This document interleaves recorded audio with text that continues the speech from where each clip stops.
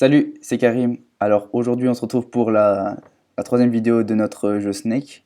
Et comme dans la dernière vidéo, j'ai mis en commentaire les différentes étapes que l'on va réaliser aujourd'hui. Donc je vous propose tout simplement de les passer en revue maintenant, rapidement.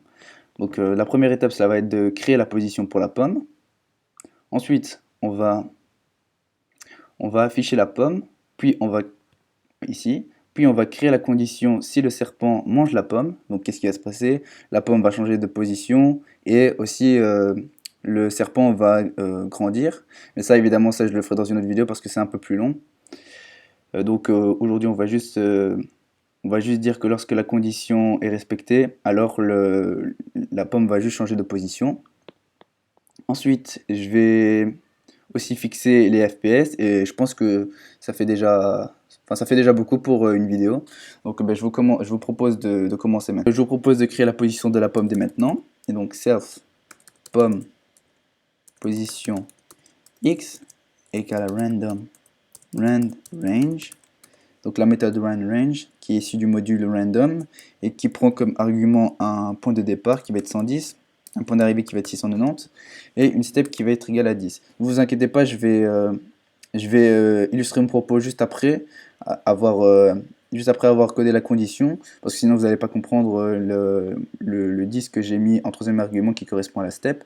Mais ce que je peux vous dire pour la méthode range, c'est qu'en fait elle va prendre un nombre entre 110 et 690, et ce nombre il va devoir être divisé par 10 et être entier en même temps.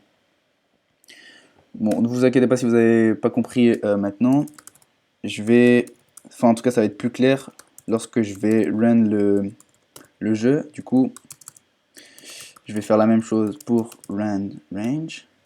Et là, les limites vont être entre 110 et 590. Pourquoi? Parce que on va pas mettre 100 et 600 parce que sinon le jeu va être impossible.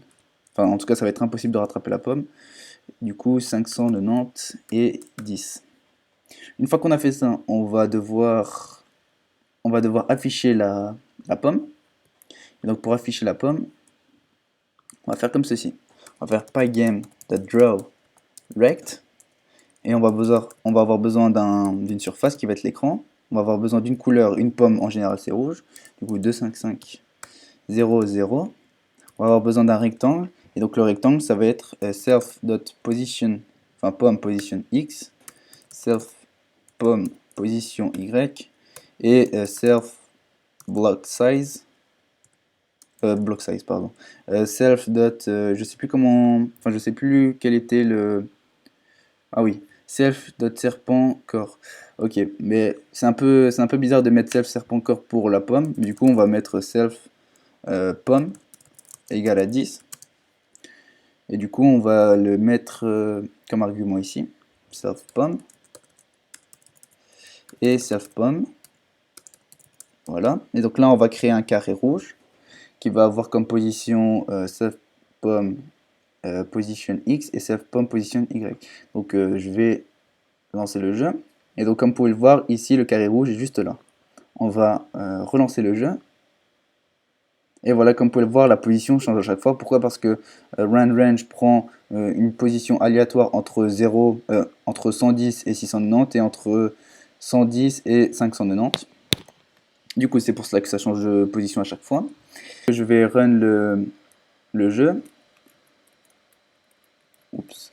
Lorsque je touche, enfin, lorsque le serpent mange entre guillemets la pomme, il ne se passe rien. Et c'est normal, c'est parce on n'a pas encore créé la condition, et donc on va la créer tout de suite. Donc on va dire if self pomme position y égale self serpent y et self serpent position x égale self pomme position x. Alors là, la condition, elle veut dire si la position de la pomme en y est égale à la position du serpent en y, et si la position du serpent en x est égale à la position de la pomme en x, alors tu vas faire, et en tout cas on va juste print OK.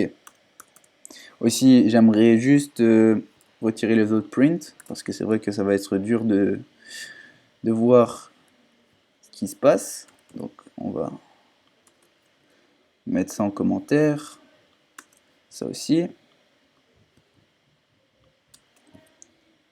Il y a encore un autre, je pense. Il y en a encore un autre, non. Non, je pense que c'est bon. Voilà, donc on va lancer le jeu. Et on va manger la pomme. Ah mince, j'ai encore laissé les événements. Ah oui, voilà, il manquait celui-là. Voilà, une fois que ça c'est fait. Bon, c'est un peu compliqué. Voilà. Vous voyez, lorsque la position du serpent est égale à la position de la pomme, c'est la print OK. Et donc maintenant, ce qu'on peut faire, c'est tout simplement on va changer la position de la pomme. Et donc on va faire self position pomme x est égal de nouveau à random rand range. Et donc on va mettre 110, 690 et 10. On va faire pareil pour oups. On va faire pareil pour la position en Y. 110, 590 si je me rappelle bien. Ouais, ça a l'air d'être ça. Et du coup on va run. Voilà, et comme vous pouvez le voir, la position change à chaque fois. En tout cas, la position de la pomme change à chaque fois qu'il y a l'intersection entre le serpent et la pomme.